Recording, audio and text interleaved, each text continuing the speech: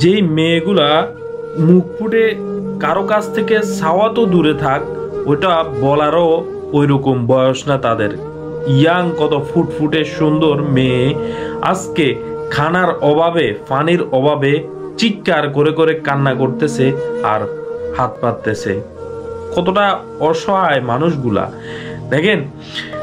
গাজাতে, ফিলিস্তিনের গাজাতে আজকে সর্বোচ্চ ভয়াবহ হামলা চালাইছে ইসিরা। শেষ একটা হাসপাতাল ছিল, ওই হাসপাতালেও তারা ধ্বংসযজ্ঞ চালাইছে। প্লাস ওই হাসপাতালে প্রায় 45 জন মানুষ মারা গেছে। দেখেন ফিলিস্তিন এ পর্যন্ত তাদের যত ক্যাম্প আছে, ফিলিস্তিনের যত ক্যাম্প আছে, যত হাসপাতাল আছে, সবগুলা হাসপাতাল, সবগুলা ক্যাম্প, সবগুলা আশ্রয় কেন্দ্রতে তারা এক এক করে হামলা চালাইছে, শুধু হামাস সংগঠনের কথা বলে বলে।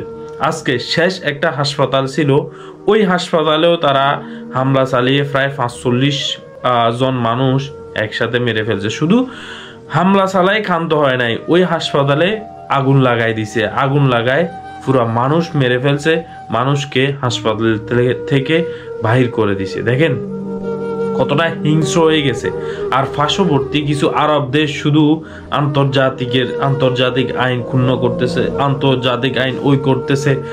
আরে ভাই তোরা, আমার খুব জিদ লাগে কথা বুঝছেন। আমার এই কথাগুলা বা পার্শ্ববর্তী যে আরব দেশগুলা আছে এখনো পর্যন্ত সক্রিয়, এত শক্তিশালী অর্থনৈতিক দেশ হয়েও আল আকসার মতো একটা জায়গা, ফিলিস্তিনের মতো একটা জায়গা বরাবর এই ইত্যাদি দেশের আগ্রাসী থেকে এখনো পর্যন্ত মুক্ত পাইল না।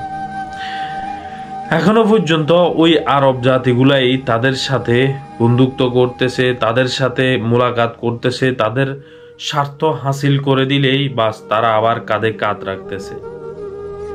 এই সব কিছুর নেপথ্য হচ্ছে যুক্তরাষ্ট্র। আবার যুক্তরাষ্ট্র এই হাসপাতালে হামলার তীব্র নিন্দা জানাইছে এবং কি এটা ন্যাক্কারজনক জানাইছে। দেখেন তারা কিছুদিন আগে প্রায় কয় হাজার মিলিয়ন ডলারের আবার অস্ত্র সহায়তা দিছে।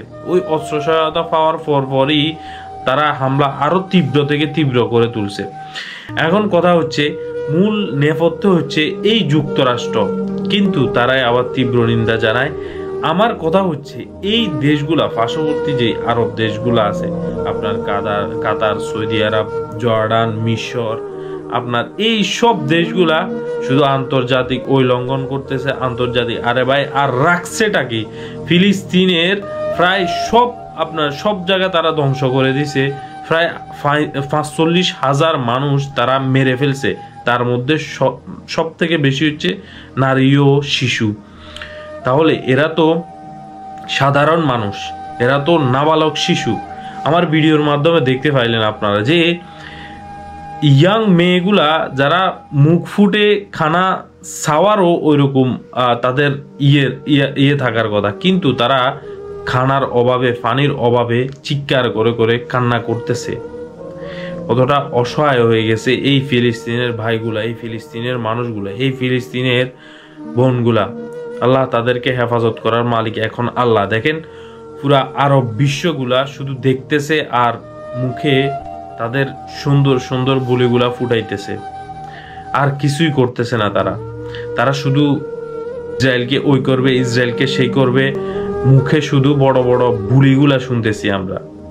এরদোয়ানের মতো একটা নেতা, যাদেরকে আমরা বিশ্ব নেতা মানতাম, আজকে সেও চুপচাপ শুধু মুখের বুলি, কিছুই বলতেছে না। এখন একমাত্র মালিক হচ্ছে উপরওয়ালা। দেখেন এই লাখ লাখ ফিলিস্তিনের মানুষদেরকে, এই পবিত্র ভূমিকে একমাত্র রক্ষা করার মালিক উপরওয়ালা। দোয়া করবেন সবাই ফিলিস্তিনের এই আহত, নিহত, শহীদ বীর ভাইদের জন্য, যারা এই পবিত্র ভূমি রক্ষার্থে শহীদ হয়েছেন। আল্লাহ।